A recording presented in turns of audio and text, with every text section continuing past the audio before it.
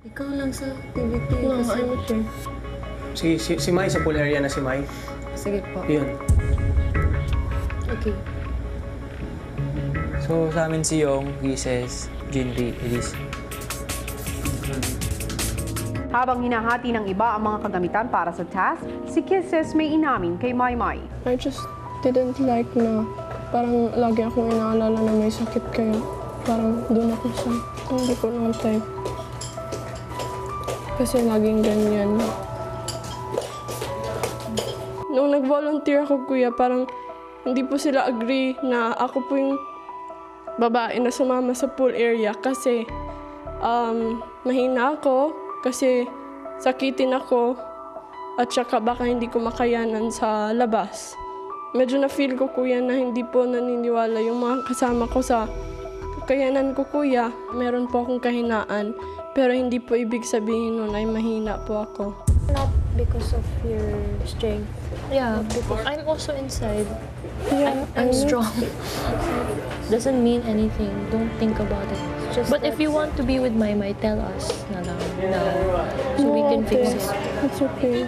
I wanted to be outside at first, but now, okay now. Huh? Yeah. Yeah. Just in case. Nagtampo ako na pinapapasok niya ako sa loob kasi inuubo ako at saka ayaw niya na magkasakit ako. Pero alam ko naman po kasi na hindi niya alam yung rason kung bakit gusto ko sa labas. Actually, same lang naman yung... Kaya nga ate, maintindihan ko. Pero, labas ka na lang. Si Maymay na lang sa'yo. Huwag na ate, yung big deal. Samahan ko kayo.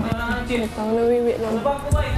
Hindi na po ako nagtuloy po, kuya, kasi takot din po ako na baka kung ano yung sabihin nila sa akin kung ako po yung makapunta dun sa pool area. Dahil napansing nagdamdam ang kaibigan, si Maymay di na iwasang mag-alala kay Kisses. Feel ko talaga gusto niya sa labas. Kaya mo na lang. It's not affecting us either way. Ako, gusto ko kung yung gusto niya. Kasi, paano naman ko kung sa labas at siya sa loob, tapos iba yung nararamdaman niya. Pero ayaw na niya mag-change yung identity. Nasa-challenge talaga ako, kuya, na may ma-prove sa mga kasama ko, especially this is Dream Team. Dapat you always have something to give to the group. Gusto ko po, kuya, ng trust at saka ng respeto po nila. Iski, hindi sa loob. Hindi, sa loob ako.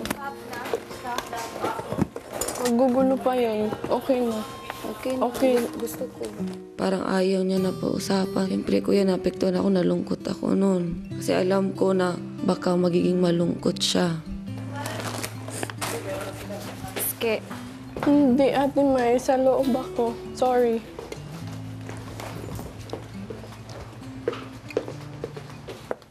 Huwag ka na mag-alala.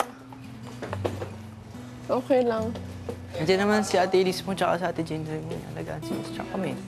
Kaya naman para mas ano yung idea niya. Pag nasa kabila siya, wala siya man. Bye, 2 minutes na lang. Hey, kapamilya! Be updated with the Pinoy Big Brother housemates by clicking the subscribe button and watch all the latest videos by clicking the I button above.